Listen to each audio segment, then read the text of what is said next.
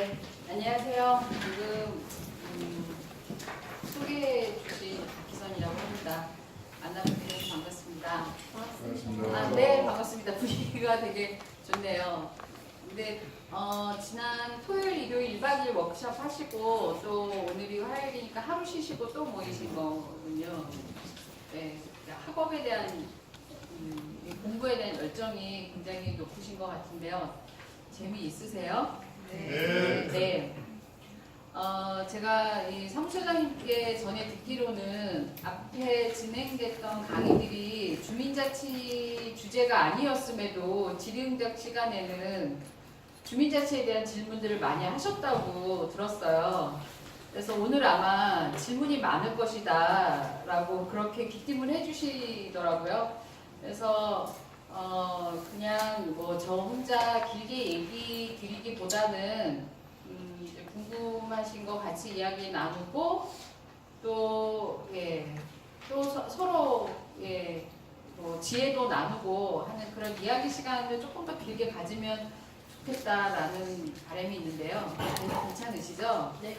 네. 원래 저에게 오늘 이렇게 이야기를 주로 해달라고 요청을 해주신 내용은 서울시가 어떻게 하고 있는지 서울시 사업을 좀 소개해주면 좋겠다라고 하는 요청을 받았어요. 저희가 2017년부터 사업을 시작을 했고 주민자치 시범사업을요. 그 이후로 주로는 이제 서울 지역에서 많이 이런 자리가 마련이 됐었는데 2017년이 지나고 나니까 이제 여기저기 좀 지방으로 서울시 사례를 좀 소개할 기회가 있었는데요. 늘 결론은 그건 뭐 서울이니까 가능한 얘기다가 결론이었어요. 네, 또 오늘도 역시 그렇게 결론이 나지 않을까 걱정은 됩니다만 서울시가 하고 있는 것이 뭐 정답도 아니고 서울시에 모인 사람들이 머리 맞대고 고민하다가 찾은 길이 이 길이고 그냥 나선 길이니 죽이 되든 밥이 되든 한번 계속 가보자 라고 마음 먹고 2, 3년 계속 이 사업을 하고 있는데요. 서울시 사업에 대한 소개와 더불어서 여기 계신 선생님들이 갖고 있는 좋은 고견도 같이 듣고 싶으면 듣는 기회가 되면 좋겠다라는 바람도 듭니다. 저는 제목을 주민자치 새로운 시도 이렇게 잡아봤는데 여기 현수막에는 오래된 새길이네요. 네, 오래된 새길 혹시 보신 적 있으세요? 저 제목 아카데미의 부제 오래된 새길 시민중심 지방자치 지역정치 리더십이 시민의 희망. 오래된 새길 저는 새로운 시도 뭔가 비슷한 듯 다른 듯 그렇습니다. 저는 지금은 서울시 마을공동체 종합지원센터라고 하는 소위 중간지원 조직이죠. 중간지원 조직에서 일을 하고 있는데요. 17년 전에는 시민단체에서 오랫동안 일을 했었고 시민단체에서 여러 가지 활동들을 했지만 그래도 오랜 기간 전국에 있는 정말 좋은 분들과 함께 10년이 넘게 만들었던 활동이 화면에 보이는 이 장면입니다. 제목을 보시면 대구에서 했던 전국 주민자치 박람회 현수막인데요. 저희가 2001년도를 시점으로 해서 주민자치 박람회를 시작을 했고 작년까지 주민자치 박람회를 개최를 했고 여기 계신 이제 황한식 교수님이 심사위원장님으로 오랜 기간 활동을 해주셨고 부산에서도 박람회를 했었는데 혹시 보신 적 있으세요? 못 보셨어요? 네. 부산에서는 그러니까 작년이 어디서 했냐면 경주에서 했었고 경주 이전이 여수고 여수 이전이 부산이었던 것 같습니다. 그럼 몇 년도죠? 16년. 2016년도에 부산에서 주민자치 박람회를 개최를 했어요. 아마 선생님들은 주민자치 박람회보다는 대한민국 지방자치 박람회로 그렇게 기억하시는 분도 계시리라 생각이 드는데요. 이제 그 행사랑 같이 조인해서 지방자치 박람회, 주민자치 박람회를 개최를 하고 있습니다. 대구에서 했던 모습이고요. 아까 제가 소개해드린 것처럼 2001년도에 시작을 했습니다. 2001년도에는 그냥 한 시민단체가 주민자치라고 하는 주제를 가지고 한 대학교 건물 한 뷰티니에서 조용히 박람회를 개최를 했어요. 그때 박람회를 했을 때는 읍면동 단위로 뭔가 이 주민들의 자치활동의 장이 펼쳐졌는데 주민도 행정도 이 장에서 무엇을 해야 할지 너나 할 거 없이 다 헤매고 있던 중이라 그래도 혹시라도 전국을 샅샅이 훑어보면 그래도 의미 있는 좋은 사례들이 있지 않을까라고 하는 기대를 가지고 박람회를 열었고 물론 첫 해에 나왔던 사례들은 뭐 굉장히 소박한 사례이긴 합니다만 그래도 저희들은 와 이런 사례도 있구나 라고 하는 그런 마음으로 박람회를 1회 때 했었고 그때 저희가 한양대에서 박람회를 했었어요. 그 이틀 동안 했는데 그 이틀간 한양대가 발칵 뒤집혀졌습니다. 도대체 학교에 무슨 일이 있냐, 왜 이렇게 갑자기 사람이 너무 많이 오냐, 차는 왜 이렇게 많이 들어오냐. 그래서 발칵 뒤집힐 정도로 굉장히 많은 분들이 다녀가셨고 그 광경을 그때 행자부였습니다. 행자부가 보고 이 박람회는 그냥 시민단체가 한 해 하고 말 행사가 아닌 것 같다.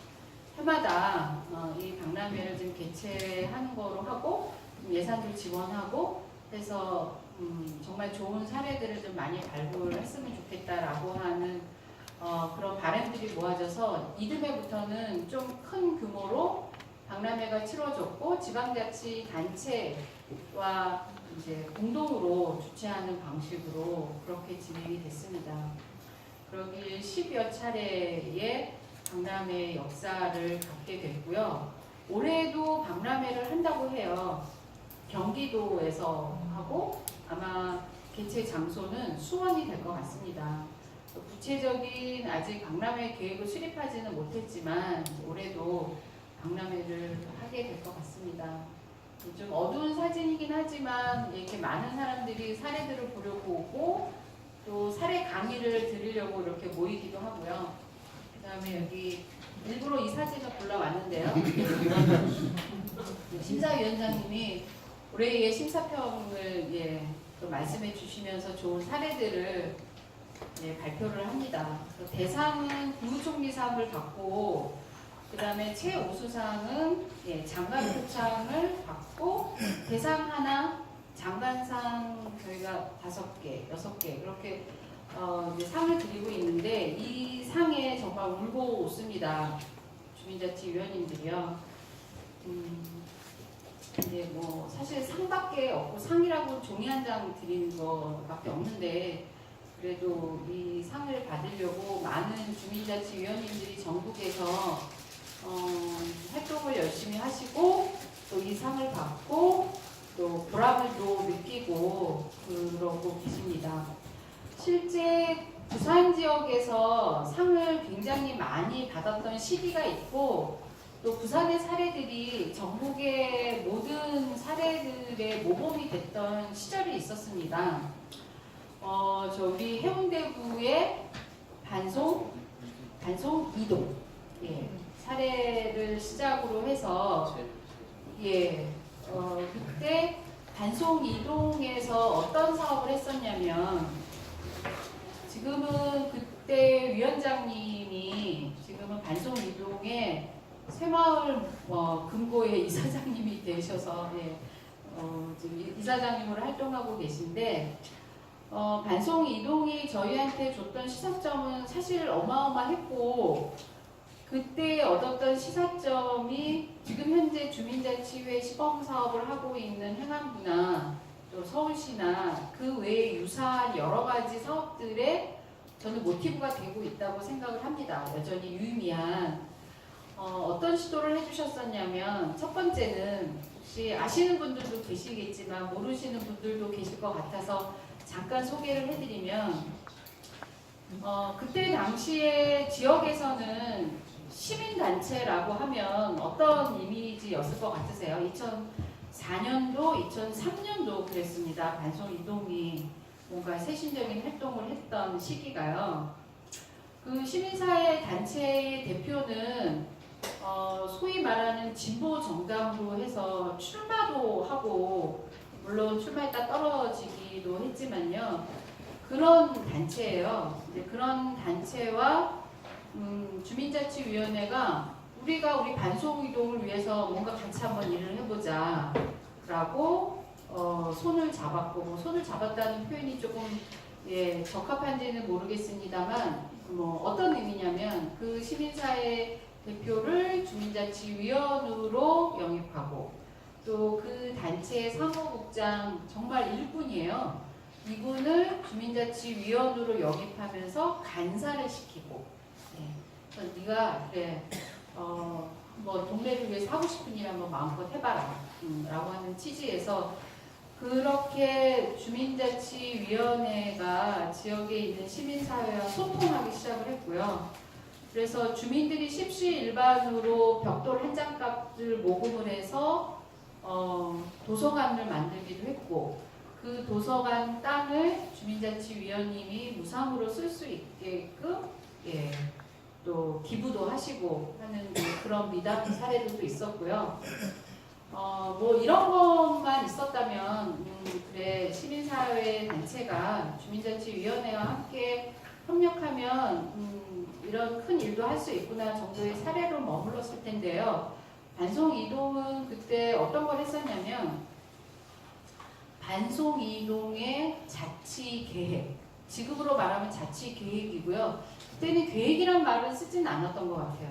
마을의제라고 그렇게 했었고 마을의제를 개발해서 우리 반송이동이 정말 살기 좋은 동네가 되기 위해서는 어떤 일들을 우리 주민들이 할 수 있는지 그리고 그 일을 행정이 어떻게 지원해야 하는지를 같이 몇 날 며칠 토론하고 워크숍도 가고 그 다음에 각 단체들 별로 의제들을 도출해서 가져오라고 하고 그런 일련의 과정들을 쭉 밟으면서 반송의제라고 하는 것을 발표를 했어요. 근데 그 반송의제를 발표를 그냥 주민자치위원님들 뭐 한 20여 분 모인 자리에서 발표하고 끝난 게 아니라 거기에 참여했던 각종 단체들 그리고 주민들을 다 한자리에 모아놓고 우리가 그동안 토론하면서 반송이동의 발전을 위해서 이러한 일들이 필요합니다 라고 하는 것을 주민들에게 공유하는 그런 자리를 만들었습니다. 그리고 중요한 건 그 의제를 하나하나 실천을 하셨다는 거예요. 저희가 이 반송이동의 사례를 처음 만난 건 2004년도였고요. 제 알기로는 2005년도인가 6년도에 아마 반송이동이 최우수상을 받았던 걸로 기억합니다. 그래서 반송이동의 주민자치위원님들이 주민자치위원회 구성원을 조금 더 새롭게 하려고 노력을 하시고 그렇게 해서 모은 새로운 어떤 에너지를 가지고 반송이동의 미래 계획을 수립하고 그거를 주민들과 나누고 실행하고 하는 그런 활동들을 보여줬고 사실은 그 이후 저희가 박람회 때 발굴했던 모든 사례들의 기초가 됐습니다. 그래서 저희들이 심사를 할 때 이 주민자치위원회는 그 해당 읍면동의 어떤 미래 비전에 대한 고민을 하면서 사업을 체계적으로 구상하면서 하는지 그 과정에 주민들과 소통하고자 하는 노력을 했는지 이런 것들을 했느냐 안 했느냐가 사실 이제 우수 사례로 선정되느냐 안 되느냐에 굉장히 중요한 기준이 현재도 되고 있습니다. 제가 이제 잠시 후에 소개해드릴 서울시 시범사업도 사실은 이 모티브에서 크게 벗어나지 않았습니다. 조금 더 세련되고 조금 더 이러한 과정들의 행정의 자원들을 쓰기 위한 체계들을 만들었을 뿐이지 주민들이 지역사회 주인으로서 지역사회 미래를 고민하고 그것을 만들기 위한 사업을 구상하고 또 그걸 주민들과 함께 토론하는 과정을 만들고 또 주민들이 함께 실행하는 그런 사례들을 처음 만들어 주신 곳이 바로 부산입니다. 네. 그리고 나서는 아마 다 아시겠지만, 우리 갑자기 제가 생각이 안 나는데요. 우리 도로, 부산에 삼복도로 르네상스 사업을 하면서 굉장히 그 삼복도로를 끼고 있는 동들에서 주민자치위원회가 처음에 초동주체가 되었다가 나중에는 그게 협동조합으로도 발전하고 마을 기업으로도 발전하고 그 다음에 공가나 이런 빈 집터에 주민들의 커뮤니티 공간을 만들고 하는 사례들이 지속적으로 부산의 삼복도로 르네상스 사업, 일종의 도시재생 사업이라고 할 수 있겠죠. 이제 그런 예산과 주민자치 조직이 함께 결합된 그런 사례들로 많은 좋은 사례들이 이제 부산에서 만들어졌었죠. 최근에 좀 부산 분위기가 어떤가요? 주민자치. 네. 안 좋은가요? 네. 그 삼복도로 르네상스 사업은 지금도 진행이 되고 있나요? 관주도 사업으로 전환했습니다. 예. 관주도 사업으로. 그래서 지금은 삼복도로 르네상스 사업은 어쨌든 전 시장님 사업이기 때문에 적은 건가요? 예. 어쨌건 제가 듣기로는 얼마 전에 도시재생센터 중간지원 조직도 만들어졌다고 교수님이 그렇게 말씀하셨는데요. 아마 조금 더 주민 참여적인, 주민 주도적인 그런 이제 도시재생 사업들이 만들어질 텐데 어쨌건 삼복도로 르네상스 사업을 통해서 주민자치 조직이 동해에서 어떤 역할을 할 수 있을지에 대한 새로운 실험과 시도들이 했던 거는 분명한 사실이었고요. 근데 그 사업이 지속되지 못했던 거는 아마 이제 내부에서도 이제 평가를 했을 텐데 저도 좀 궁금하고요. 제가 개인적으로 궁금한 건 그때 만들어졌던 그런 수많은 커뮤니티 공간들이 현재 지금 어떻게 운영이 되고 있는지, 그 커뮤니티 공간을 중심으로 주민들의 자율적인 커뮤니티들이 지금 만들어지고 있는지 그게 조금 궁금하기는 해요. 누군가가 그걸 좀 조사를 해주면 좋겠다 싶은 바람이 들긴 합니다만 어쨌든 제가 오랫동안 중요한 저의 활동으로 여겨왔고 지금도 의미 있는 사업이라고 여기는 이 박람회가 10여 년간 있게끔 하는 데는 이제 부산의 공이 5할이 넘는다. 그리고 부산의 반송 이동이 보여주었던 그런 사례들이 갖고 있는 의미가 굉장히 크다라고 하는 말씀을 좀 같이 드리고 싶습니다. 이렇게 상받는 모습이에요. 그런 박람회가 있고 그렇습니다. 제가 보통 시민 참여 사다리라고 표현도 하기도 하고요. 그 다음에 제가 화면에 띄운 거는 이제 8개 단계로 표현이 되는데요. 뭐 6개 단계로 하는 분도 계신 것 같고, 얘 왜 꺼졌죠?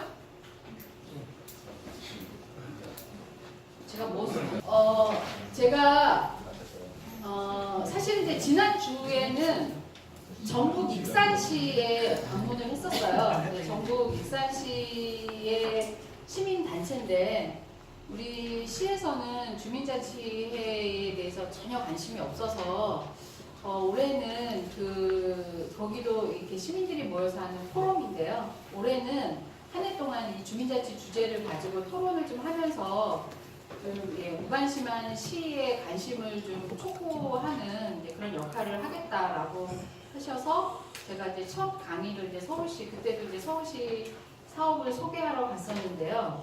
그때는 이제 주민자치위원장님들이 한 두세 분 오셨어요. 익산시에서. 그래서 제가 여쭤봤어요. 주민자치위원회 활동을 꽤 오랫동안 하셨는데 주민자치 활동이 지역을 위해서 하는 봉사활동이라고 생각을 하십니까? 아니면 정말 이 시민들이 자기의 주권을 행사하기 위한 그런 풀뿌리 민주주의 활동이라고 생각하십니까? 라고 제가 여쭤봤는데 그분들이 뭐라고 혹시 답했을지 상상이 되세요? 이끄는 케이블. 네? 이끄는 케이블. 네. 화를 내셨어요. 어떻게 그게 이거 아니면 저거냐? 둘 다다. 그러면서 화를 내시면서 어떻게 둘 중에 하나를 선택하란 말이냐? 근데 가만히 그 위원장님의 말씀을 들어보니까 지역을 위해서 봉사활동을 하는 것이 주민자치 활동이라고 여기고 계시더라고요. 그래서 주민자치위원장님이 되면서 가장 하시고 싶은 활동은 지역의 어려운 주민들을 위해서 할 수 있는, 도울 수 있는 일을 찾고 그 일에 내가 참여할 수 있다고 하면 그것이 굉장히 의미 있고 영광된 일이다 라고 하는 것이 10년 넘게 주민자치 활동을 한 두 위원장님의 말씀이셨어요. 그리고 그 과정에서 시민의 권한, 민주주의 뭐 그런 것도 뭐 할 수 있으면 하고 이런 말씀을 하시더라고요. 그래서 제가 이제 연이어서 또 여쭤봤어요. 그러면 어떤 분들이 주민자치 활동을 통해서 해야 할까요? 이렇게 여쭤봤더니 그런 말씀을 하시더라고요. 동에서 정말 이 봉사활동을 많이 하셨던 분, 그래서 당신들은 딱 보면 아신대요. 저분이 정말 주민자치 활동을 잘할 만한 분인지 아닌지 잘 알 수 있다라고 하시더라고요. 그래서 정말 이렇게 검증된 사람, 그런 분들이 주민자치 활동을 해야 된다라고 그렇게 말씀을 하시더라고요. 그래서 그러면 그렇지 못한 사람은 시민으로서 참여할 주권을 어떻게 누리나요? 그랬더니 말씀을 안 하시더라고요. 그래서 주민자치위원님들이 아마 많은 분들께 주민자치 활동의 의미를 여쭤보면 지역을 위해서 봉사활동을 하는 분이고 그래서 진짜 활동을 할 만한 분들이 참여하는 것이 주민자치 활동이다 라고 그렇게 정의들을 많이 내리시더라고요. 근데 저희가 주민자치 박람회를 통해서 주민자치가 어떤 비전을 가지고 나아가야 하는지 그리고 그 과정에서 주민자치위원회는 혹은 이 주민자치는 어떤 기능을 하는 곳이어야 하는지 고민하면서 늘 염두에 두었던 건 바로 이런 거였던 것 같습니다. 뭐 시민 권력이라고 하는 말이 거창해 보이기도 합니다만 제가 아까 반송 이동의 사례를 소개해 드리면서 주민들이 지역의 주인으로서 지역의 문제를 자기 일로 여기고 그 문제를 해결하기 위해서 참여한 것, 나선 것이라고 그렇게 표현을 드렸는데요.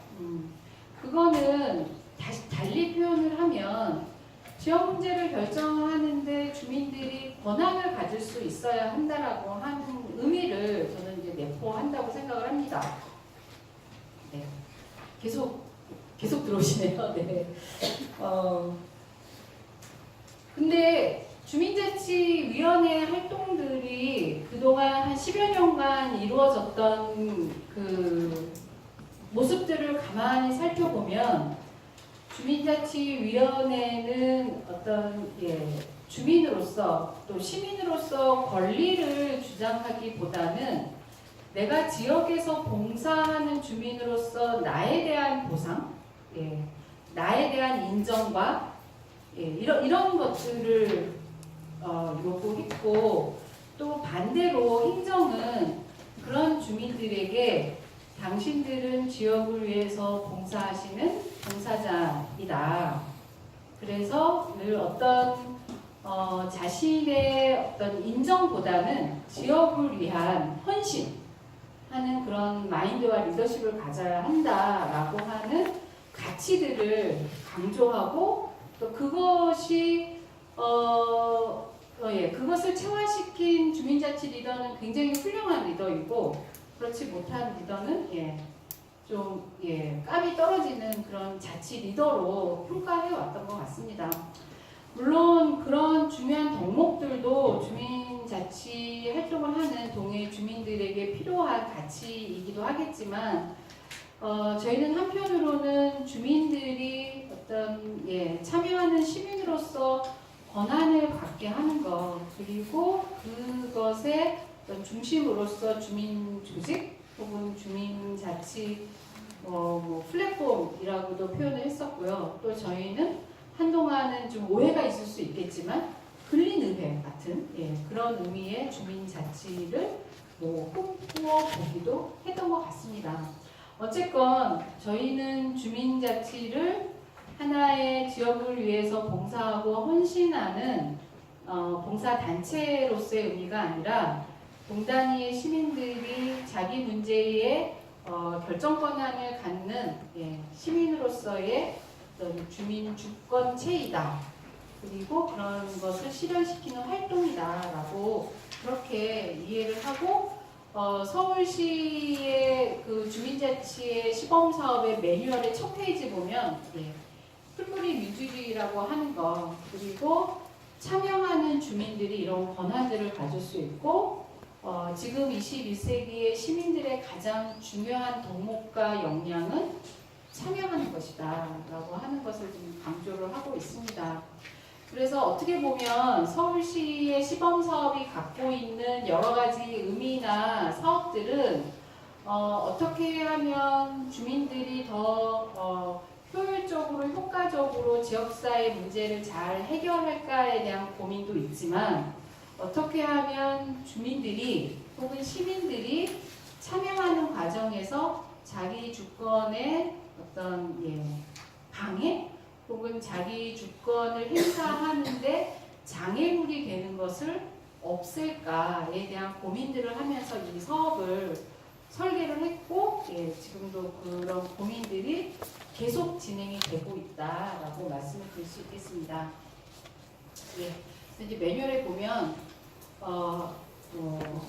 이제 서울시는 주민자치회 위원이 되려면 6시간의 사전교육을 들어야 돼요. 그래서 그 6시간의 교육을 어떤 내용을 하면 좋을지를 저희들이 이제 교재를 만들어서 다 이제 구에 다 공유를 해드렸는데요. 그 교재에 보면 이제 이런 내용들이 나옵니다. 시민이 우리 사회 문제를 해결할 수 있을까? 답은 당연히 해결한다 이랬죠. 그래서 시민의 참여와 시민의 결정 권한을 강화하는 것이 이 사업의 의미이다.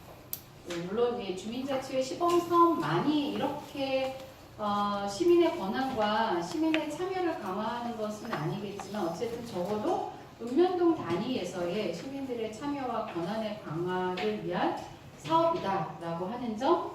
그래서 행정과 시민이 이 현장에서 함께 협력하고 함께 결정하고 함께 집행하는 그런 협치의 문화를 경험하는 것. 물론 이게 새로운 것은 아니지만 이것을 보다 더 본격화하고 보다 더 본래적으로 만드는 것이 이제 이 사업이 갖고 있는 의미이다라고 하는 것도 많이 말씀을 드리고요. 그다음에 여기 이제 의원님들 많이 계신데 사실 이제 서울시 같은 경우는 25개의 자치구가 있습니다. 부산은 몇 개? 16개.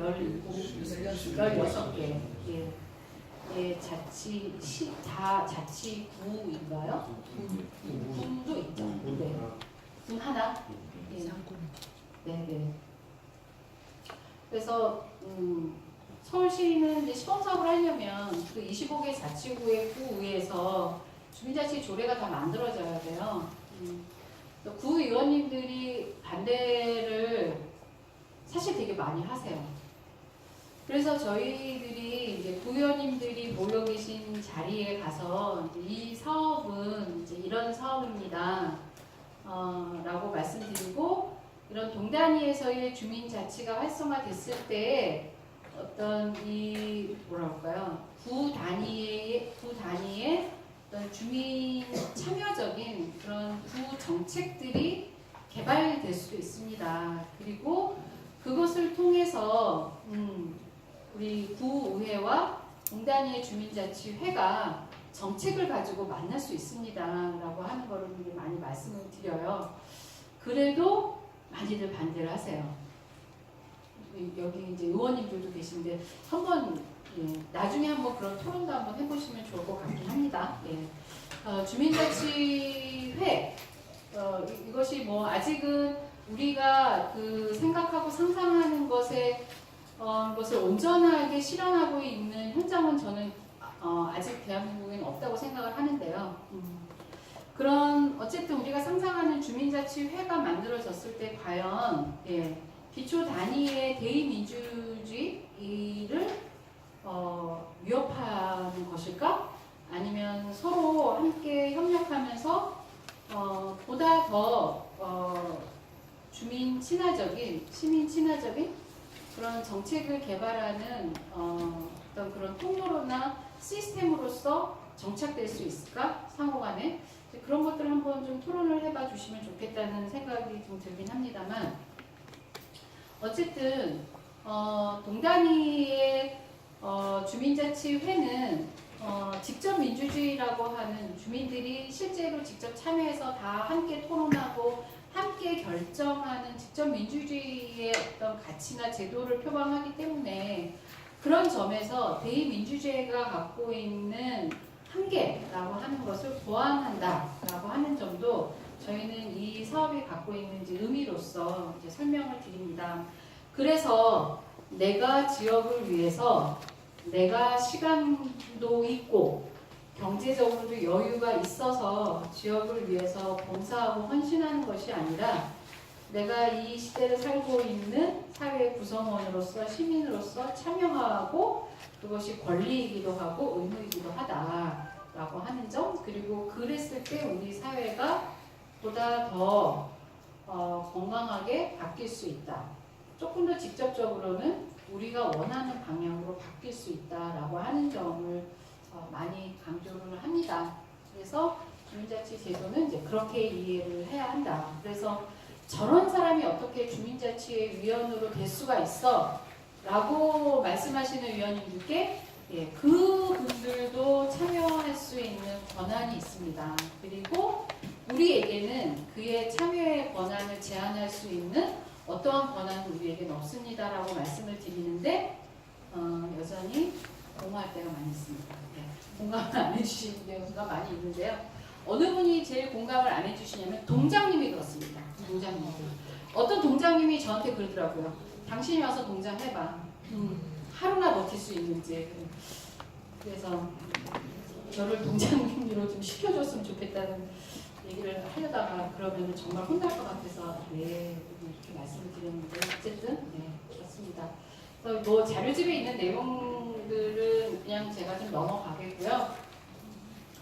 그래서 풀뿌리 민주주의, 그 다음에 더불어서 이런 주민자치가 활성화되기 위해서는 또 주민자치를 통해서 어떤 지역사회 읍면동 단위의 주민들의 관계망, 그리고 다르게 표현하면 신뢰관계라고도 하고 또 뭐 사회적 자본이라고도 표현을 하는데요. 그런 것들을 보다 확장시키고 강화시키는 것도 이 주민자치의 개념으로 저희들은 이제 보고 있습니다. 이 그림은 대전대의 박형근 교수님이 저희 주민자치 시범 사업을 하고 있는 이제 중간지원 조직 활동가들에게 이제 강의를 하시면서 지역사회가 어떤 모형으로 이런 시스템이 만들어져야 하는지를 이제 그림으로 그려서 이렇게 보여주셨는데요. 크게는 보니까 여기 교수님은 초대된 공간이라고 하는 곳과 민초의 공간이라고 하는 지역사회의 커뮤니티 공간을 크게 그렇게 나누시더라고요. 그래서 민초의 공간은 정말 동네 단위, 골목 단위, 이웃 단위의 주민들의 관계망을 확장하는 그런 생태계 사업이라고, 생태계를 풍요롭게 만드는 그런 활동이라고 보시면 될 것 같고요.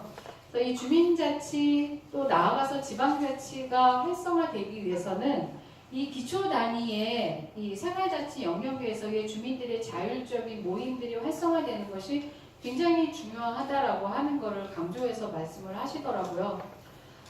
서울은 또 남달리 그동안 했던 사업들이 있어서 이 교수님의 이야기를 정말 바이블처럼 여기고 저희가 매뉴얼에 넣기도 하고 그렇게 해서 했는데요. 어쨌든 이런 골목 단위의 주민들의 어떤 사회적 자본이나 신뢰관계, 그런 관계망, 이런 것들이 탄탄해지고 이것을 기반으로 해서 초대된 공간, 행정과 주민이 하나의 협치의 공간에서 만나는 곳이 초대된 공간이다 라고 그렇게 좀 표현을 하셨고요.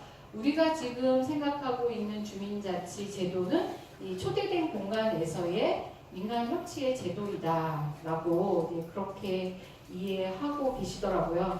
그래서 이 두 가지의 민초의 공간과 초대된 공간이 어떻게 상호적으로 순환 시스템을 갖느냐가 굉장히 지역사회의 주민자치뿐만 아니라 지역사회가 건강하게 만들어지는 굉장히 중요한 모형이다라고 그런 이야기를 해주셨는데요. 사실 저희가 이 강의를 듣기 전부터 어떻게 하면 동네 단위의 주민들의 참여가 주민자치의 참여로 이어질까? 그리고 어떻게 하면 주민자치로 참여하는 이 주민들이 마을 단위에서 만들어진 그런 모임이나 그런 뭐랄까요, 이제 공동체 안에서 발굴된 주민들이 주민자치회로 자꾸 이렇게 참여할 수 있는 그런 통로들을 만들 수 있을까라고 하는 고민들을 굉장히 많이 하면서 서울시 사업을 좀 설계를 했었는데요. 나중에 보니까 이렇게 좀 이론적으로도 검증이 되더라고요. 그래서 저희가 꿈꾸는 주민자치는 시민의 주권으로서의 풀뿌리 민주주의 제도이기도 하고, 소위 말해서 이제 이 초대된 공간이라고 할 수 있겠죠. 더불어서 작은 골목 단위의 주민들의 관계망을 확충하는 것도 역시 주민자치가 포괄하는 그런 사업이다라고 그렇게 저희들은 지금 이해하고 있습니다. 아마 이거는 다 아실 거예요. 이제 2000년도부터 주민자치가 시작이 됐고, 그리고 2010년도에 지방행정 개편 특별법이 만들어졌고, 근데 이 법이 이름이 바뀌었어요. 지방분권 및 지방분권 정확하진 않습니다. 어쨌든 앞에 지방분권 및 지방행정체제 개편을 위한 특별법. 그래서 법 이름이 바뀌었어요. 법 내용이 바뀐 게 아니라. 그래서 지방행정 개편 특별법이 만들어졌을 때는 사실 이런 분권에 대한 것을 본격적으로 담았다라고 볼 수 있을지 없을지 그것도 역시 좀 토론의 여지가 있는 것 같습니다. 사실 이 법을 만들었을 때는 기초 단위들을 광역화하는 것을 모티브로 해서 이 법이 만들어졌기 때문에 사실 그것이 분권의 가치와 같이 갈 수 있는지 혹은 그것과 좀 충돌을 하는지에 대한 부분도 저는 좀 토론해볼 만한 주제가 아닌가라는 생각이 드는데요. 어쨌건 현 정부 들어서 자치분권이라고 하는 것이 국정과제로 되면서 이 특별법도 이제 이름이 바뀌었고 그랬습니다. 어쨌건 11년, 13년 주민자치회 모형이 개발이 됐고 한 두 번에 걸쳐서 시범사업을 행안부가 했습니다. 했는데 별로 긍정적인 성과를 보지 못했어요. 그래서 그 성과 연구를 하면서 이제 몇 가지의 문제점들이 제기가 됐었고 그 이후에는 기본법이 만들어지기보다는 이제 자치단체별로 시범 사업을 자율적으로 할 수 있다라고 좀 열어주면서 몇 개의 자치단체들이 이제 개별적으로 이제 시범 사업을 하게 됐고, 예, 서울시도 역시 그거에 근거해서 이 시범 사업을 하게 됐습니다. 그럼에도 불구하고, 예, 서울시가 모형으로 선택한 것은 이 협력형의 모델입니다. 이거 말고도 두 가지의 모델이 더 있는데요. 그 두 가지의 모델은 현재 지방자치법상으로는 실현하기 어려운 그런 제도이기 때문에 서울시도 행안부가 시범사업으로 채택했던 이 협력형 모델을 채택을 해서 이제 시범사업을 하게 됐고요. 그렇게 됐다는 거 말씀드리겠고, 이 협력형은 보시는 것처럼 행정사무 중에서 일부를 위탁을 받을 수도 있고, 그 다음에 주민자치의 본래적인 그런 기능들을 담는 그런 주민자치 조직으로 해서 실행을 하게 됐습니다. 이후에 행안부에서도 이제 서울시도 그렇고, 그 다음에 서울시보다 조금 앞서서 이 시범사업을 했던 광주광역시 같은 경우도 기존의 행안부가 갖고 있었던 모델들보다는 조금 더 혁신적인 모형을 가지고 시범사업을 했고, 서울시가 그 이후에 좀 더 본격적으로 행안부하고는 좀 차별화된 주민자치의 모형을 가지고 시범사업을 했었고요. 그 와중에 행안부도 서울시의 이 시범사업을 좀 많이 받아 안아서 그 표준 조례안을 좀 개정을 했고, 그리고 현 정부의 자치분권의 사무안에 주민자치회의에 대한 여러 가지 어떤 실험들이 사업으로 좀 앉혀지는 그런 성과들이 있었습니다. 이제 서울시의 사업을 100% 벤치마킹 했다고 할 수는 없으나, 그래도 서울시 사업에 많은 모티브를 제공했다라고 하는 점, 그런 점에서 저는 자부심을 좀 가져보려고 합니다. 어쨌거나 그래서 서울시 사업이 2017년도에 시작된 사업인데 제가 조금 구체적으로 설명을 드리려고 하는데요.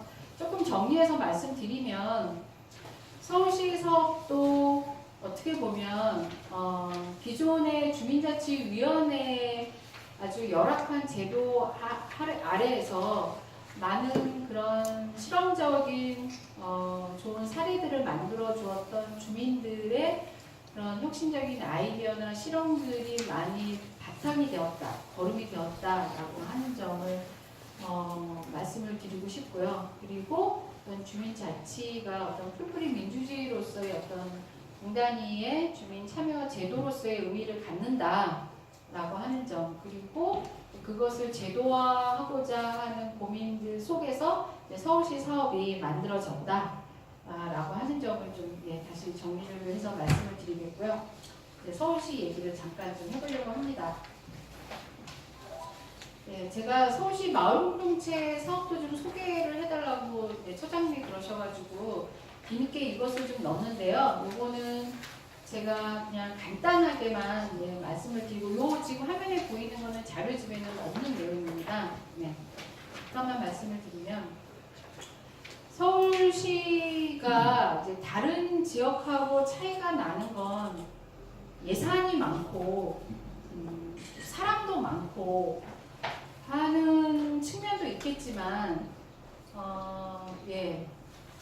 어쨌건 2012년도에 박원순이라고 하는 분이 시장님이 되면서 시민단체 활동가가 변호사이기도 했지만요, 활동가가 시장님이 되면서 시민사회가 꿈꿨던 여러 가지 제도들을 행정의 정책에 도입을 했고, 짧은 시간 안에 그런 정책 사업들이 만들어 놓은 지역사회의 어떤 지형들의 변화, 문화의 변화, 이런 것들이 저는 서울시가 좀 다른 지역과 갖는 차별성이라고 하면 저는 그 지점을 말씀을 드리고 싶습니다. 2012년도에 마을 공동체 사업이라고 하는 것을 시 중요한 정책 사업으로 채택을 했고, 그 사업을 하면서 주민 3명만 모이면 누구에게나 마을 사업을 할 수 있는 사업비를 지원한다라고 하는 그때 당시에는 아무도 감히 상상하지 못했던 방식의 주민 공모 사업을 시작을 했고요. 그 공모 사업을 시작했던 배경은 뭐 여러 가지가 있지만 한편에는 이런 것도 저는 분명히 있었다고 생각을 합니다. 우리가 지역사회, 특히 동단이 이의 중심의 지역사회를 가만히 보면 지난 한 20년간 역사 속에서 늘 참여했던 주민들이 있습니다. 예, 다 좀 아실 거예요. 예. 이제 우리가 흔히 말하는 직능단체에서 활동하는 회원들, 그 다음에 보다 더 좀 헌신적으로 참여했던 주민들이 뭐 통장님이라던가 반장님, 보다 좀 행정과 밀접하게 호흡하면서 지역을 위해서 복무했던 그런 주민분들, 그분들이 지역을 위해서 봉사하거나 또 지역을 위해서 활동했던 의미들은 저는 굉장히 크다고 생각을 합니다. 그런데 그게 좀 너무 고착화되다 보니까 사실 그 서클 안에 새로운 주민들이 유입될 수 있는 통로들이 만들어지기 참 어려웠다라고 하는 점. 예. 저는 이 서울시 마을공동체 사업을 통해서 우리가 경험했던 건 지역사회 안에는 그 오랜 참여의 그룹 안에 있진 않지만 그래도 나의 이웃, 그리고 조금 더 관심을 확장해서 우리 지역사회에 대해서 관심을 갖고 있는 주민들이 있더라.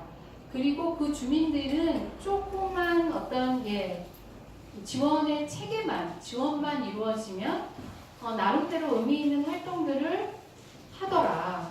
물론 굉장히 서툴고 하긴 하지만 그래도 그런 주민들의 활동들이 굉장히 의미 있다 라고 하는 경험이 2012년부터 지금까지 하고 있는 서울시의 마을공동체 사업의 의미라고 생각을 합니다. 서울형 주민자치 사업은 이 바탕 위에서 시작이 되었다라고도 이야기할 수 있어요. 그래서 오랜 주민자치의 경험과 뿌리도 한 축으로 하지만 2012년부터 시작했던 마을공동체 사업을 통해서 등장한 새로운 주민들의 어떤 이 문화도 이 서울형 주민자치회를 하나의 토양으로서의 의미를 갖는다라고 그렇게 저는 말하고 싶습니다. 이 부분이 타 지역과 서울이 많이 다르더라고요. 서울시보다 먼저 마을공동체 사업, 공모 사업을 시작했던 자치단체들이 있어요. 수원시도 그랬고요. 그 다음에 제일 먼저 그런 사업을 했던 지역이 전북 지역이더라고요. 예.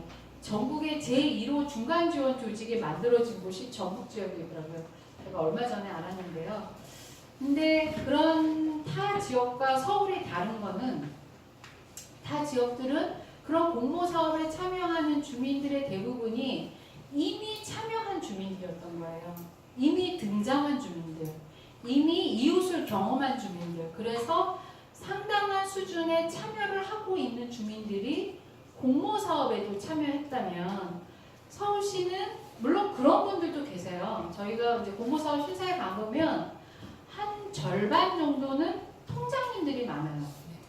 통장님들이 정말 우리 동네 골목길의 쓰레기 문제, 청소, 이 문제 하나 정말 내가 해결해보고 싶다라고 정말 절절한 이 욕구를 가지고 참여하는 통장님들이 많이 계신데 어쨌든 한 절반 정도는 정말 동네에서 친구들이랑 같이 아이 어떻게 키우면 좋을지 고민되는데 시에서 조금 예산을 준다고 하니까 우리가 동네 아이들 이렇게 좀 우리 아이들 플러스 동네 아이들 모아서 박물관도 좀 가보고 체험학습도 좀 해보고 그런 활동을 이제 처음으로 수줍게 시작한 주민들이 한 절반 정도 되는 거예요.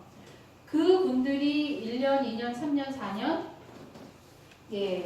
17년, 16년도 말에 평가했을 때 그렇게 참여한 주민들이 한 13만 명? 이 숫자 가지고 너무 적다. 라고 시는 평가했다고 하는데요. 어쨌든 한 12년부터 시작해서 16년간 한 횟수로 5년 동안 하면서 그렇게 등장한 주민들이 한 13만 명 정도라고 해요. 물론 이 중에는 아까 말씀드린 이미 등장한 주민들도 있을 거고 뭐 좀 약간 중복된 주민들도 있겠지만 어쨌든 그냥 추산하는 숫자가 13만 명입니다. 2016년도에 이 평가를 하면서 서울시가 2021년도까지는 이 숫자를 두 배 이상 늘리겠다라고 좀 계획을 세웠는데 잘 모르겠습니다. 어떻게 될지. 어쨌든 이 안에는 보면 부모 커뮤니티 활동, 뭐 공동 육아, 그다음에 마을의 어떤 예술 활동들, 문화 활동들, 미디어, 아파트 공동체, 뭐 에너지 자립 마을, 마을 기업, 뭐 여러 가지 수없이 많은 그런 마을 공동체 사업을 통해서 등장한 주민들인 거죠. 그래서 저희들은 이 주민들이 처음에는 우리 아이 교육만 관심을 갖던 주민들이 조금 더 공익적인, 그래서 우리 동 혹은 우리 골목길, 우리 아파트 이렇게 지금 관심들이 점점 확장되는 방식으로 주민들이 성장 발전할 것이다 라고 하는 그런 원칙을 가지고 마을공동체 사업을 시작을 했습니다. 그래서 이것을 서울시는 점선면이라고 그렇게 표현을 했어요. 세 명의 주민이 점으로 만났다가 선으로, 이 세 명의 주민의 모임들이 3-4개가 모여서 선이 되고 여기 한 10개가 모여서 면이 되고, 그러면 이 주민들은 나의 관심이 지역사회 관심으로, 공익적인 관심으로 성장 발전하고 참여하는 시민으로서 성장할 것이다 라고 하는 게 서울시 마을공동체 사업을 했던 굉장히 중요한 필요이기도 하고 원칙이기도 하고 철학이기도 했습니다. 그래서 그 안에는 그런 모임들 안에서의 주민들의 자치가 어떻게 이루어질지, 주민들이 자치하는 그런 공동체가 어떻게 만들어질지가 서울시 마을공동체 사업의 핵심적인 코어였습니다. 그래서 서울시 마을공동체 사업이 자연스럽게 주민자치의 시범사업으로 연결되는 게 너무나 당연한 귀결이었는데요. 이 귀결을 이루기까지 굉장히 수많은 진통이 있긴 했었습니다만 어쨌든 그랬습니다. 그래서 이런 활동들이 쭉 됐고 좀 아시겠지만 2015년도에 서울시가 찾아가는 동주민센터라고 하는 것을 하면서 동단위에서 이제 마을계획 사업을 좀 시작을 했고요. 아까 말씀드린 반송 이동했던 거와 크게 다르지 않은 방식으로 사실 마을계획 사업을 했습니다. 네. 이 차동 안에는 뭐 복지와 관련된 거, 뭐 여성, 또 건강, 그런 각 영역의 사업들이 좀 크게 포진되어 있지만 어쨌든 차동 사업을 통해서 동단위의 마을계획단이라고 하는 것이 만들어졌고, 그렇게 해서 모인 주민들의 대거 주민자치회로 유입되는 그런 성과도 있었습니다. 이런 것들이 서울시의 주민자치회와 관련된 마을공동체 사업의 흐름이다라고 그냥 간략하게만 말씀드리는 걸로 서울시 사업은 서울시 마을공동체 사업에 대한 부분을 설명을 하고 넘어가도록 하겠습니다. 이유는 마을공동체 사업은 조금 더 설명을 드리려고 했는데 오늘 넘어가고, 주민자치회에 대한 여러분들이 자료집으로 갖고 있는 내용으로 빨리 넘어가도록 하겠습니다. 그래서 앞에서 좀 제가 좀 장황스럽게 말씀드린 서울시의 주민자치 시범사업을 하게 된 배경 안에는 아까 말씀드린 주민들이 등장하고 연결하고 성장하는 마을공동체 사업의 어떤 이 로드맵에 입각해서 주민자치의 사업이 시작이 됐고요. 이게 점, 선, 면이에요. 그렇습니다. 2015년도에 차동사업의 마을계획 사업을 했을 때는 사실 이제 여러 가지 에피소드가 있긴 합니다만, 저희가 이제 차동 사업으로 찾아가는 동주민센터에서 이 복지와 같이, 복지 전달 체계와 같이 묶인 의미로서의 마을 계획을 처음에는 논의했던 것이 아니라 정말 주민들이 마을에서 할 수 있는 일들을 계획하고 총회도 막 해보고 주민총회에서 같이 결정하고 또 그거를 참여 예산을 통해서 실행비도 받고 하는 그런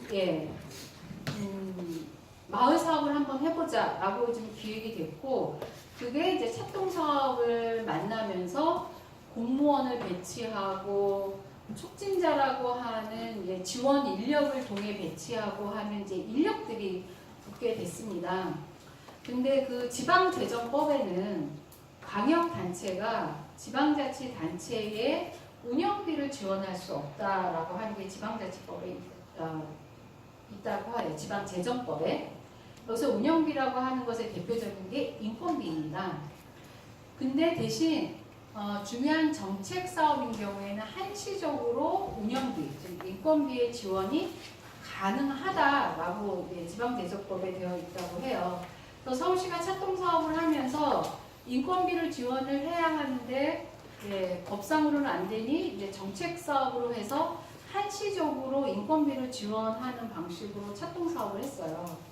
착동 사업을 하는 마을 계획을 하는 동에는 임기제 공무원, 그러니까 원래 행정직이 아니라 민간에서 경력을 갖고 있는 전문가를 임기제 공무원으로 뽑아서 동에 배치를 한 거예요. 뭐 처음에는 9급으로 배치를 했고 나중에는 뭐 8급, 7급까지 이렇게 배치한 사례들이 있었는데요.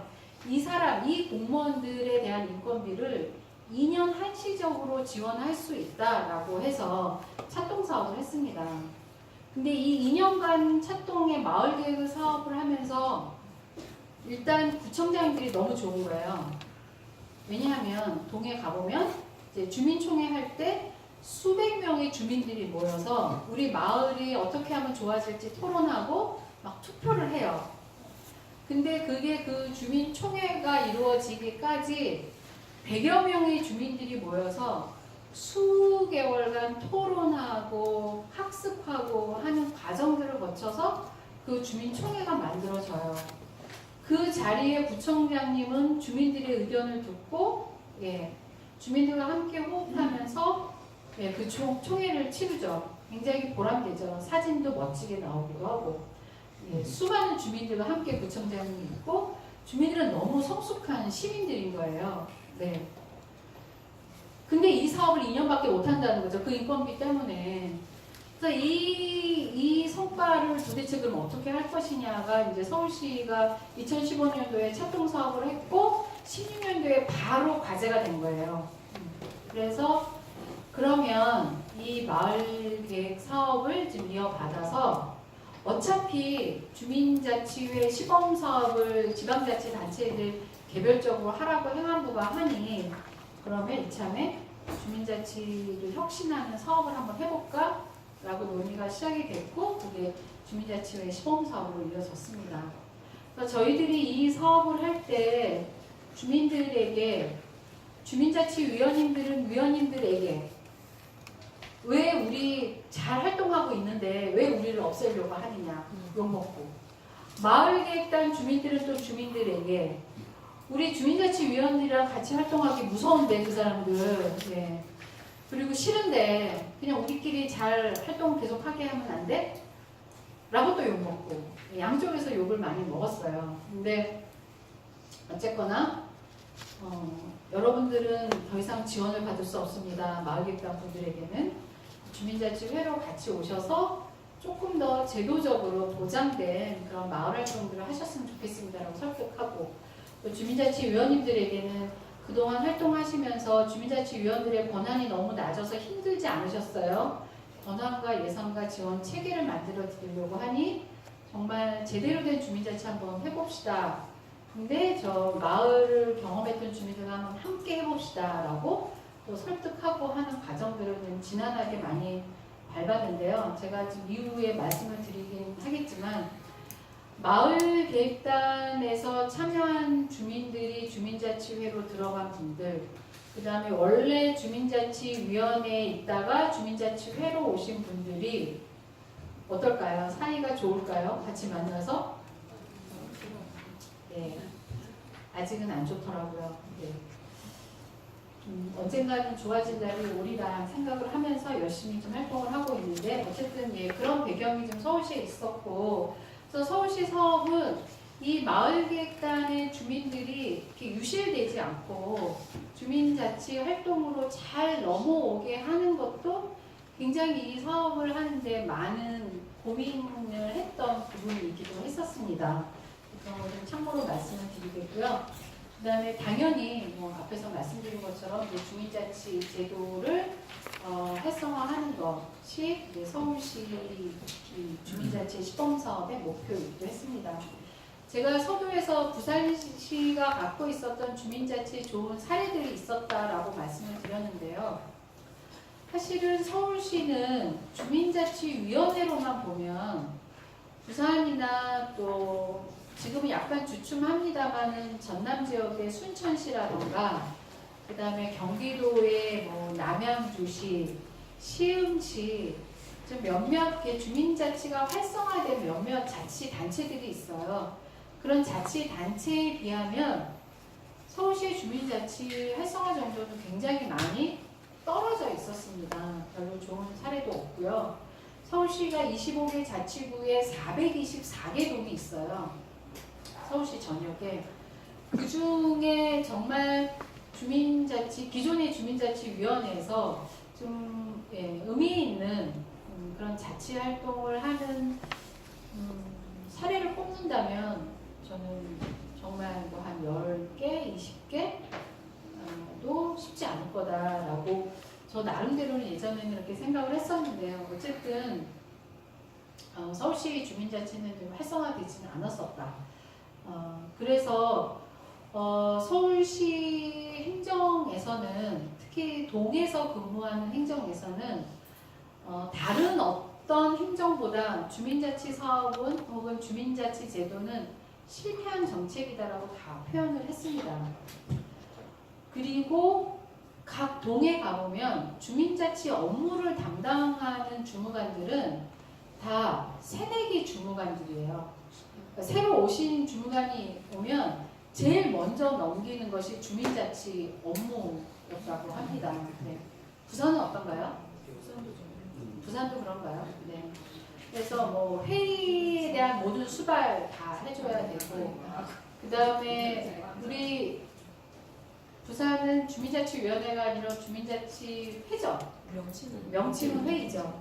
그리고 주민자치센터 이제 운영을 하고 있죠. 서울은 주민자치센터가 아니라 자치회관이라고 불러요. 자치회관에 대한 온갖 민원들을 다 이제 주무관님들이 다 그걸 응대해야 하고, 그리고 이제 주민자치위원님들의 연령대도 되게 높죠.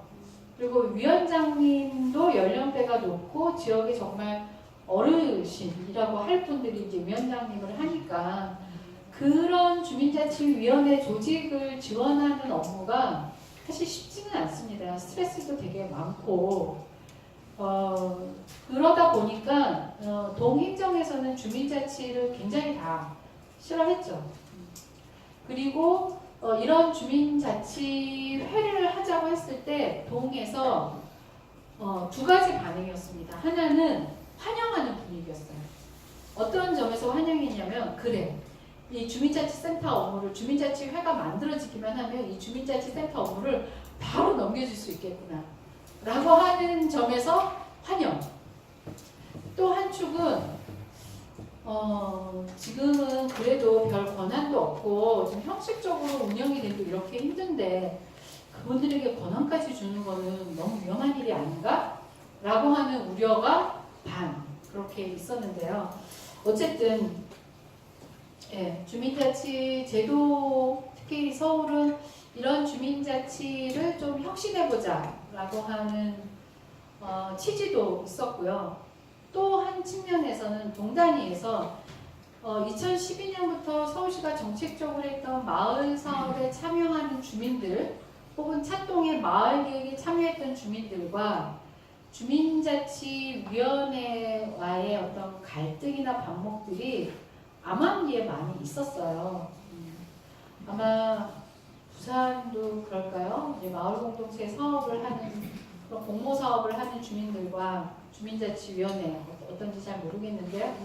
어쨌든 주민자치위원회는 마을 공모 사업에 참여하는 마을 공동체 사업에 참여하는 주민들을 돈 주니까 공모 사업비를 주니까 마을 활동을 하는 사람들이라고 폄하했고 또 마을 공동체 하는 사람들은 저분들은 지역의 유지들로서 정말 이렇게 자기네들끼리만의 자치 활동을 하는 사람들 그리고 그래서 자치라고 말하기도 어려운 행정과 굉장히 유착되어 있는 그런 주민들 그래서 나와는 상관없는 사람들이라고 주민자치위원회 그런 주민자치 활동을 하는 분들을 폄하했고 그리고 그런 문화가 지역에서는 건강하게 뿌리 내려지지 못하는 게 당연하겠죠.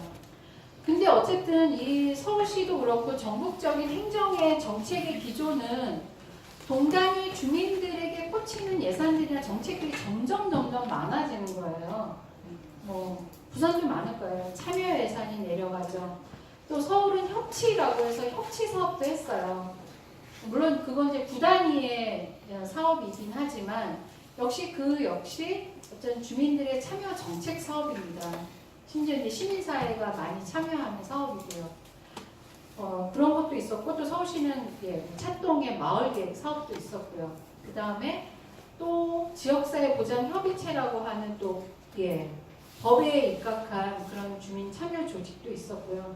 그래서 동단위의 물론 자원봉사 사업도 있고요. 그래서 동단위의 주민 참여 정책들이 동으로 깔리긴 하는데 그게 주민들이 어떤 이 사업의 갈래가 어디에서 내려오느냐 마을이나 혁신 계열의 사업이냐 혹은 전통적인 행정 라인을 통해서 내려오는 사업이냐에 따라서 주민들도 그룹화되고 그 그룹이 서로 반목화되고 하다 보니까 주민들이 굉장히 필요한 거예요. 필요하기도 하고 또 몇몇 주민들은 굉장히 겹치기에 참여를 하게 될 수밖에 없고 그래서 이런 문제들을 해결하는 게 굉장히 이제는 필요하다라고 하는 판단도 있었고 그래서 이참에 동단위의 주민 참여 플랫폼으로서의 주민자치회를 한번 만들어보자라고 하는 취지도 있었습니다. 서울시는 그래서 조금 더 많은 조직들을 통합해보고자 했지만 2017년도에 시작할 때는 요 정도까지는 주민자치회라고 하는 틀 안에 담아낼 수 있었습니다. 하나는 기존의 주민자치위원회, 그다음에 또 하나는 마을계획, 그다음에 또 하나의 그룹은 모든 자치구에 있진 않았지만 꽤 몇 개의 자치구가 참여 예산으로 동단위의 참여예산위원회라고 하는 동조직을 만들어 놓은 구가 있었어요. 그리고 여러 마을의 모임과 단체들이 주민자치회 안에 좀 통합이 되는 것. 특히 주민자치위원회, 마을계획단, 그 다음에 동단위의 주민참여 예산위원회, 주민참여예산위원회, 지역회의라고도 이렇게 부르는데요. 이 세 조직은 주민자치회가 만들어지면 모두 다 해산하는 것으로 했습니다. 약간 강제적으로. 그래야 주민들의 통합이나 이런 것들이 만들어질 것이다 라고 좀 보았고 주민들의 중복적인 참여를 좀 막을 수 있다라고 좀 보았습니다. 이 분들이 다 해산하고 하나로 모아지는 과정이 참 진통이 많이 있었는데요. 그리고 여전히 한 울타리 안에 모였지만 서로 반목하고 갈등하는 중이기도 하고요. 그 다음에 이제 이후에 저희들이 조금 더 좀 고민하고 있는 거는 이제 자원봉사 캠프라고 해서 동단위에 봉사자를 등록을 받기도 하고 자원봉사자를 배치를 하기도 하고 주로는 동에 쓰레기 주우려고 오는 학생들의 봉사를 관리하는 역할을 많이 했었는데요. 자원봉사 캠프가 있어요. 이 자원봉사 캠프도 이후에는 좀 통합을 한번 해볼까라고 하는데 그것이 가능하려면 서울시 자원봉사센터와 같이 협력을 해야 되는데 그것 역시 쉽지는 않더라고요. 예, 좀 그런 과제가 있고 또 한 가지는 지역사회 보장 협의체와 주민자치회가 어떻게 좀 협력할 수 있을까? 지역사회 보장 협의체를 해산할 수는 없을 것 같아요. 그거는 법이 명시한 조직이기 때문에 하지만 좀 통합할 수 있는 체계는 이제 이후에 좀 고민을 해보려고 합니다. 그래서 이런 주민 참여 조직들이 동해서 통합을 하는 것입니다. 그래서 요거는 지금 자료집에는 없는데 좀 보시면 서울시는 그래서 동단위나 구단위의 주민 참여 정책이나 정책을 크게 갈래를 쳐보면 이렇게 4가지 정도로 갈래가 쳐집니다. 이제 앞에서 제가 말씀드린 마을 공동체 사업이 있고요. 그 다음에 협치라고 해서 구 단위의 시민 단체들이 플랫폼을 만들고 구 단위에서 행정과 함께 구 단위의 어떤 혁신적인 정책이나 또 구 단위의 사업 의제들을 개발하는 그런 플랫폼입니다. 그래서 이제 혁신 계획을 수립한 어떤 협치 단위가 있고요. 그 다음에 앞에서 말씀드린 찻동의 마을 계획도 있고요. 그 다음에 요 밑에 보면 주민자치로 동단위의 주민자치 시범사업이 있습니다. 요 4가지가 구단위 혹은 동단위의 주민 참여 정책이라고 볼 수 있는데요. 예산의 흐름을 보면 크게는 이쪽에 보이세요? 네. 서울에서는 이 4가지의 주민 참여 정책과 관련되어 있는 부서가 크게 2가지 정도로 그냥 축약해 볼 수 있을 텐데요. 하나는 이제 지역 공동체 담당관이라고 해서 저희는 이제 마을 공동체 과라고 부릅니다. 마을 공동체 과가 마을과 협치와 찻동의 마을 계획 예산을 지원하는 역할을 하고 있고요. 그리고 이제 행정국 안에 자치행정과가 이 주민자치 시범사업에 대한 예산을 자치구를 통해서 동단위로 내리고 있습니다. 근데 이 안에 보면 마을과 찻동과 자치는 자치구 안에 다 중간지원 조직이라고 하는 조직들이 설치가 됩니다. 마을에는 마을 센터들이 구마다 있고요. 정식 민간위탁 센터로 있는 곳도 있고 아니면 그냥 보조금 사업을 통해서 네트워크형으로 단체들이 그런 역할을 하는 경우도 있습니다. 어쨌든 그렇고요. 그 다음에 찻동 사업을 하는 경우에 찻동 추진 지원단이라고 하는 중간 지원 조직이 3사람으로 구성된 중간 지원 조직이 다 구에서 활동을 하고 있습니다. 이분들이 필요한 정책을 구 행정과 협의하기도 하고 동단위의 찻동 사업을 직접적으로 지원하는 역할들을 하고 있습니다. 그리고 자치도 주민자치 사업단이라고 하는 구단위의 중간 지원 조직이 있습니다. 그러니까 이 정책들이 이 4가지로 펼쳐져 있고 이 중에 3개의 정책 사업들은 구단위의 중간 지원 조직들이 다 있는 거예요. 그리고 그것을 지원하는 과가 서울에는 크게 마을과와 자치행정과, 국도 다릅니다.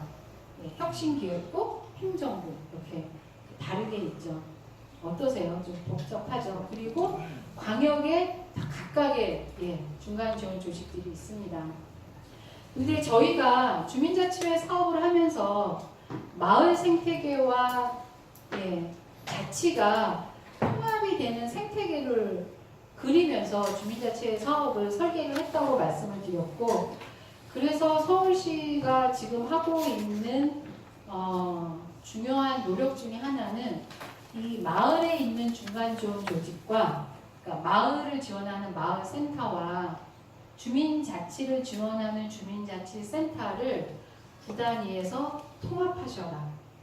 그래서 마을자치센터로 만드셔라라고 하는 것을 주문을 하고 있습니다. 자치구에.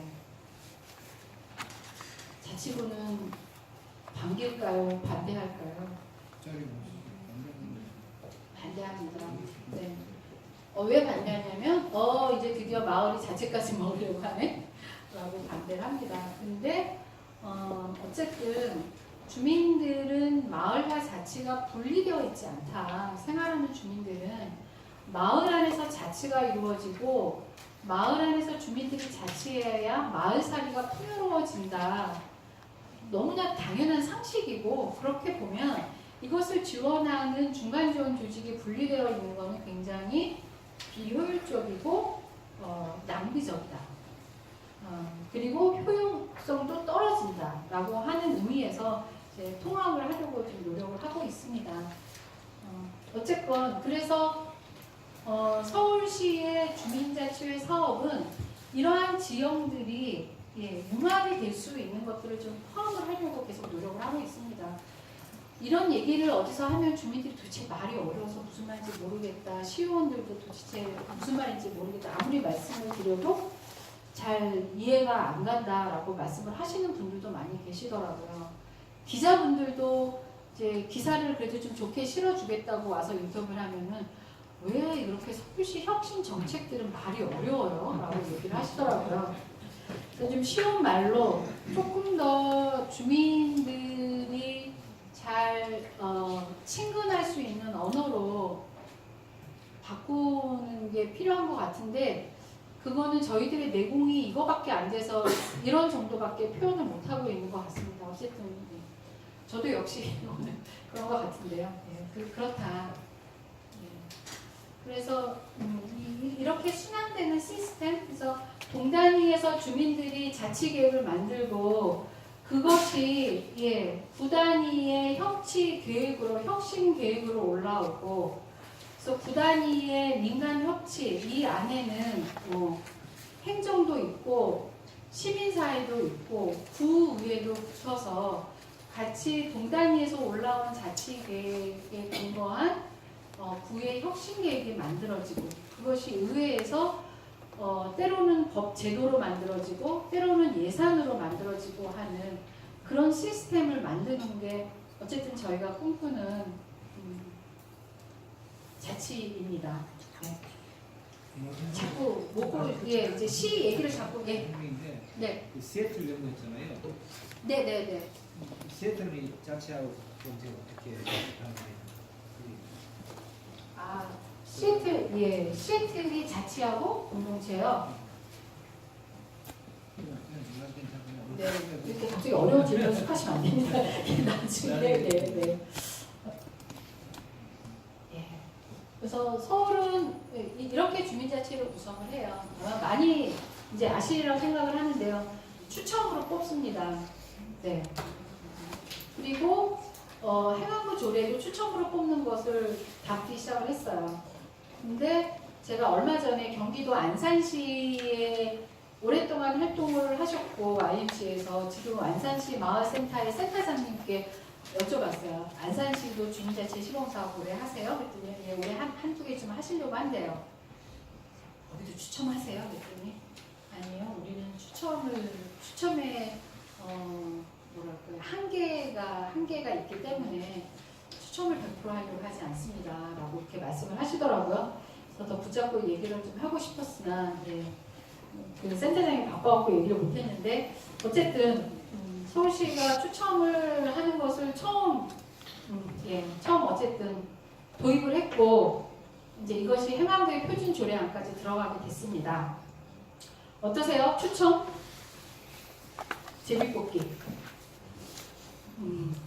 이것도 반응이 두 가지였어요. 저희가 이제 처음에 동에 가서 제비뽑기로 주민자치위원을 뽑아요. 그랬더니 동장님이 아까 당신이 와서 동장해보라고 하셨던 그런 문제 제기를 하셨던 동장님이셨어요.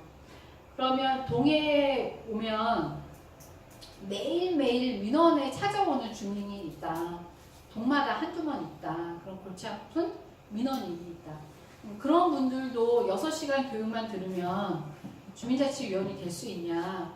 네, 제비뽑기에서 당첨이 되면 될 수 있습니다. 말도 안 된다. 그러면 그 조직은 운영이 안 된다.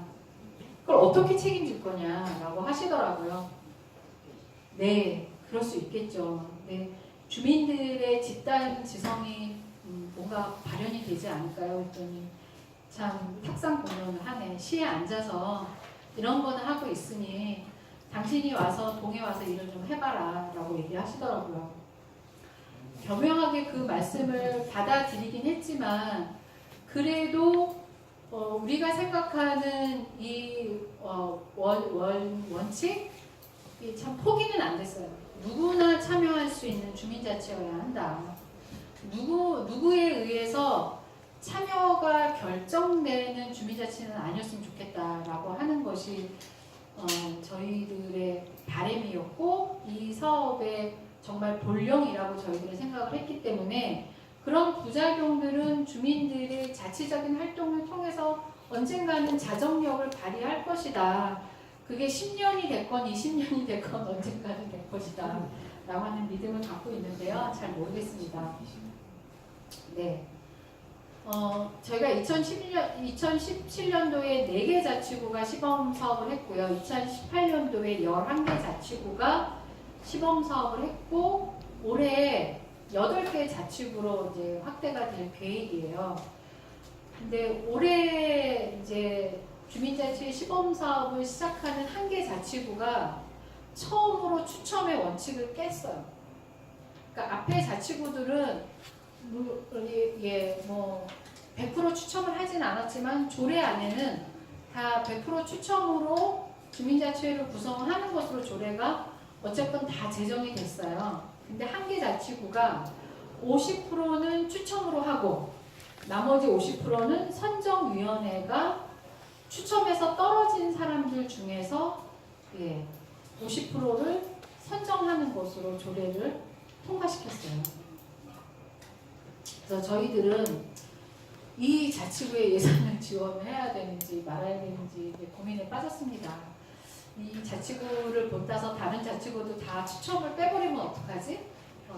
이제 이런 걱정이 있어서 물론 이제 추첨을 한 지 이제 2017년에 했으니까 올해로 3년째이고 추첨이 갖고 있는 한계나 부작용이 있을 수 있습니다. 그것에 대한 충분한 검증은 아직 이루어지진 않았지만 그래도 우리가 세운 원칙이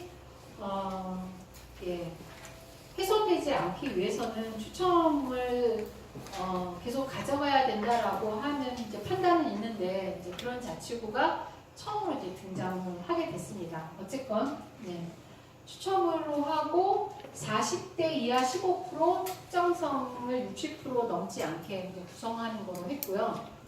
40대 이하 15%도 다들 막 화를 내시더라고요. 우리 젊은 사람들 가서 돈 벌어야지 와서 주민자치 하고 있냐고. 그리고 우리 동네에는 그런 40대 이하는 없다. 그렇게 걱정들을 많이 하셨지만 실제 구성하고 나서는 15% 다 넘기셨어요. 그리고 행정사무를 위탁할 수 있는 권한, 참여예산 사업, 그 다음에 자치계획을 수립하는 권한, 뭐 이제 이런 것들이 권한인지 의무인지 모르겠다고 주민자치위원님들이 막 한탄을 하시는데 어쨌든 이런 기능을 갖고 있고 그 다음에 반드시 주민총회를 하는 것으로 조례되어 있습니다. 그래서 주민자치회가 하는 모든 사업들은 주민총회를 통해서 결정하는 것으로 그렇게 되어 있습니다. 그리고 아까 말씀드린 것처럼 구 단위의 마을자치센터 중간 지원 조직이 있어서 주민자치회를 지원을 하는 그런 역할을 하고 있습니다. 서울시는 참여 예산이 크게 이렇게 이루어지고 있어요. 시정 분야, 지역 분야로 나누어져 있고요. 지역 분야 안에는 지역 참여형, 구단위 계획형, 그 다음에 동단위 계획형 이렇게 세 가지로 지역형의 참여 예산이 나누어져 있습니다. 여기 구단위 계획형이 제가 아까 혁치라고 말씀드리면서 혁신 계획을 수립한다고 말씀을 드렸는데요. 그게 이 구단위 계획형입니다. 그리고 동단위 계획형이 동단위에서 주민들이 공론장을 열고 주민총회를 하면 참여 예산을 예정하는 것이 아예 비율로 정해져 있습니다. 동단위 계획형은 처음에는 5천만 원이었다가 점차 돈이 많아지면서 올해는 이제 3천만 원, 그리고 내년은 2천만 원까지 좀 줄어들 것 같습니다. 이런 동단위 계획형이 있고 그다음에 서울시는 올해부터 주민세 균등분도 주민자치회가 쓸 수 있도록 그렇게 했습니다. 평균적으로는 한 3천만 원 정도고요. 적은 동은 동별로 4천만 원 정도. 네네, 평균을 했을 때. 근데 이제 적은 동은 한 2천만 원, 이제 도심지는 지금 2천만 원대인 곳이 있고요. 그 다음에 이제 뉴타운 지역이나 이런 데는 8천만 원 정도 있습니다. 그 예산이 주민자치회로 내려갑니다. 물론 주민자치회가 직접 징수한 건 아니에요. 예, 전전년도에 주민세의 개인 균등분의 징수액의 결산액에 해당되는 예산은 교부금으로 해서 주민자치회에게 주는 예산입니다. 네. 그래서 이게 뭐 보다 더 의미가 있으려면 이 주민자치회에게 교부금이라기보다는 특별회계로 해서 아예 주민자치회의 예산으로 이렇게 별도 특별회계로 만들어지는 것까지 가야 한다라고 하는데 그 지방재정법을 연구한 교수님은 그렇게 되려면 법을 엄청 많이 바꿔야 그게 가능하다라고 말씀을 하시더라고요. 그래서 지금으로서는 이제 그거에 해당되는 예산을 교부금으로 주는 정도까지가 현재는 가능하다라고 그렇게 말씀을 하시는데요. 어쨌든 서울시는 이 주민자치회가 참여 예산의 동단위 계획형 그리고 주민세가 이제 의제 실행비로 사업비로 주어지게 됩니다. 네. 제가 요거는 이제 통계를 좀 넣었어요. 자료집에도 있으니까 좀 보시면 될 것 같고요. 이제 얼마나 많은 사람들이 참여하는지, 그다음에 어떤 분들이 참여하고 계신지, 예, 비율도 있고, 연령대가 좀 기존의 주민자치위원회랑 비교했을 때 좀 어떻게 달라졌는지 이런 것들이 있으니까 좀 참고해 보시면 될 것 같고요. 추첨에 대해서만 잠깐 말씀드리면 2017년도에는 26개 동 중에서 12개 동만 추첨을 했어요. 나머지 동은 추첨을 안 했어요. 왜 안 했냐면 50명만 모집을 했어요. 50명을 넘지 않았어요. 모집을 하는데 동장님들이 많이 그렇게 하셨어요. 동에서 모집을 한 52, 3명 정도 되면 잘 안 받으시는 거예요. 또 어떤 동은 명단이 좋았는데 동장님이 슬쩍 빼는 분도 있고, 그래서 저희가 막 항의도 했지만 그런 동장님들도 계셨고요. 한 52, 3명이 접수가 되고 그분 중에 2, 3명은 6시간 교육에서 탈락할 분이 계실 거다 분명히. 그런 계산으로 한 12개 동이 추첨을 했습니다. 추첨을 한 동은 물론 민원으로 시달린 동이 있어요. 동에 며칠간 찾아오시고 구에도 민원을 넣고 한 분들도 계십니다. 그걸 잘 견뎌주셨어요. 고맙게도 행정이. 그리고 그것이 갖고 있는 의미들을 그래도 많이 좀 살려주셨습니다. 주민들도 그렇고 행정도 그렇고. 그래서 작년에 할 때는 41개 동 중에서 추첨을 한 동이 굉장히 많이 늘어났습니다. 그리고 주민들이 추첨에 대해서 긍정적으로 받아들이기 시작을 하셨어요. 누구나 참여한다라고 하는 의미를 많이 의미를 생각해 주셨고, 더불어서 1단계 동들이 주민총회를 하고 나니까 1년간 지지고 볶고 활동하면서 주민총회를 한번 딱 하고 나니까 이게 주민자치구나 라고 하는 거를 이제 느끼시기 시작을 한 거예요. 그분들이 메신저 역할도 해주셨고 2단계 동에. 그러니까 제일 달라진 게 이거예요. 첫 번째는 옛날에는 한 달에 한 번 원래 회의만 하러 왔었는데 지금은 문턱이 닳도록 주민센터에 와야 된다라고 하는 게 달라졌고, 옛날에는 원래 회의가 50분 안에 끝났는데 지금은 2시간 동안 김밥 먹으면서 토론하는 거예요. 이게 정말 달라진 거다라고 하는 거를 말씀을 하시더라고요. 물론 갈등이 있지만 그래도 이런 회의 문화들이 달라지고 있고, 그것을 이제 1단계 26개 동에 있는 주민분들이 증언을 해주시고 계시고, 약간 이제 당연시 되는 그런 문화가 좀 만들어진 것 같습니다.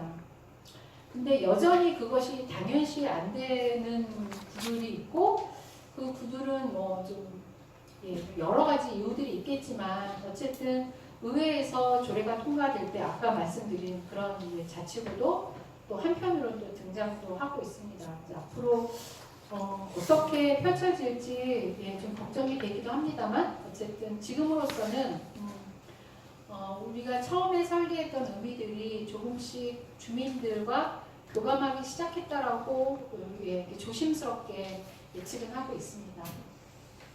그리고 앞에서 제가 지금 빠뜨리고 설명 안 드렸는데 주민자치회는 다 분과를 운영하게 되어 있고 분과에는 주민자치회 위원뿐만 아니라 반드시 일반 주민들도 함께 참여하도록 되어 있습니다.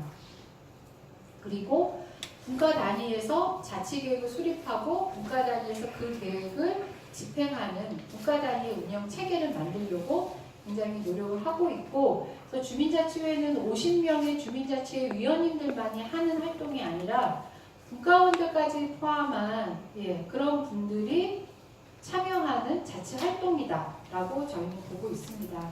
그리고 그 의미가 앞에서 제가 말씀드린 그 민초의 공간, 골목 단위, 마을 단위의 주민들의 지속적인 참여의 통로로서도 이 분과의 의미도 저희들이 좀 생각을 하고 있습니다. 분과 50명의 결정보다 분과 단위에서 그래도 많은 것들이 결정될 수 있도록 이 주민자치회의의 운영 문화들이 바뀌어지게끔 저희들이 좀 노력은 하고 있는데 잘 모르겠습니다. 어쨌든 그렇게 하고 있고 평균적으로는 한 45명 정도의 주민자치회와 거기에 덧붙여서 한 26명 정도의 분과원들이 함께 활동을 하고 있습니다. 그래서 동단위에서는 한 70명 정도가 주민자치 활동을 일상적으로 하고 있다고 보시면 돼요. 평균적으로 그렇습니다. 그보다 좀 많이 적은 동도 있고 굉장히 더 많은 동도 있습니다. 그렇고요. 그리고 서울시는 이것 때문에 굉장히 많은 진통을 겪었는데 구단위에 있는 주민자치 사업단에 있는 동자치지원관이라고 하는 분이 동에 내려가서 주민자치회의의 주민들을 지원하고 촉진합니다. 동에 상주하면서 이 사람들이 도대체 누구냐, 다 시민 활동가들 일자리 만들어 주려고 하는 거 아니냐, 많은 비난과 많은 오해와 받았고, 이 사람들이 다 알아서 하고 주민자치회 위원들은 그냥 시키는 대로 하는 게 아니냐, 이게 무슨 자치냐라고 하는 비판도 여전히 받고 있습니다만, 어쨌든 저희가 이분들이 2년간 동해 상주하면서 기존의 주민자치위원회와는 다른 회의의 문화, 다른 의사결정의 문화, 다른 참여의 문화를 만들고 주민들이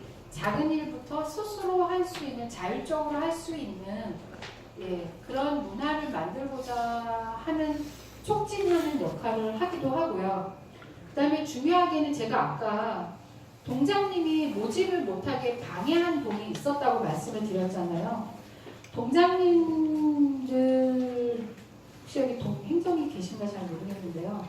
모든 동장님이 그렇지는 않습니다만 행정은 뭐랄까요, 주민들이 예산을 직접 쓰는 거, 그리고 주민들이 어떤 의사결정을 하는 것에 대해서 굉장히 걱정을 많이 합니다. 주민들이 예산을 함부로 쓰는 거, 아무리 주민자치 하라고 해도 결국은 그것을 감사를 받게 되면 행정감사를 받게 되는 거고, 동장의 책무로 오기 때문에 그 책임으로부터 내가 자유롭지 못하기 때문에 일일이 챙겨야 된다라고 하는 생각을 갖고 계신 행정도 계십니다.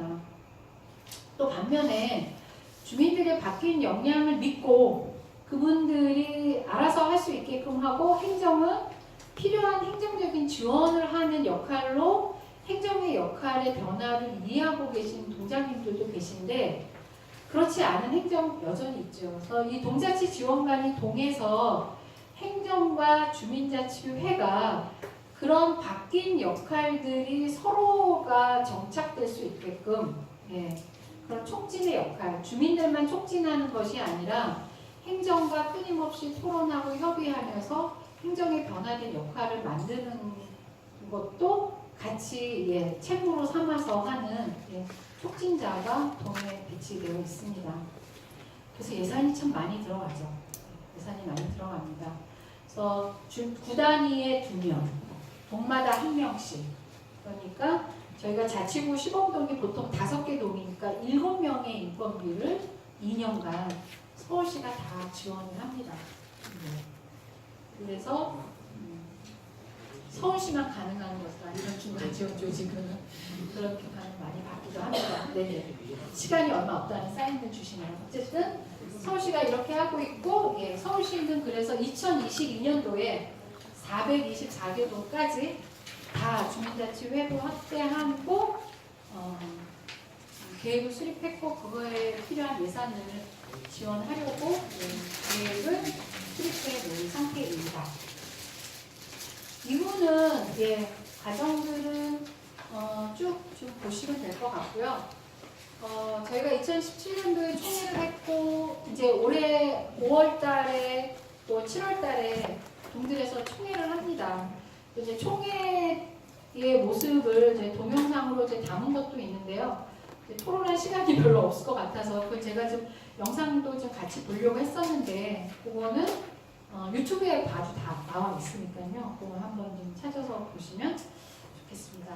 어떻게 토론을 좀 많이 하자고 말씀드렸는데 얘기가 너무 길었네요. 네. 어쨌든 저희가 3년차 됐을 때 저희가 나름대로 과제 앞으로 서울형 주민자치회가 잘 안착되기 위해서는 이런 과제들이 있다라고 나름대로 꼽아본 건데요. 아직은 걸음마 단계이기 때문에 행정의 지원이라든가 시의 지원이라든가 이런 것들이 끊기면 언제든지 과거로 돌아갈 준비와 태세들을 갖추고 있습니다. 동은. 그래서 이런 문화가 잘 정착되기까지는 조금 더 시간이 필요할 것 같고 중간 지원 조직들이 그것을 좀 잘 정착될 수 있는 정책적으로 행정도 그런 것을 잘 지원할 수 있도록 그런 협치 문화를 만드는 게 좀 중요하겠다라는 점, 그런 정도로 좀 과제로 여기고 있다라고 하는 거를 마지막으로 제 이야기는 여기서 마치도록 하겠습니다. 감사합니다. 네.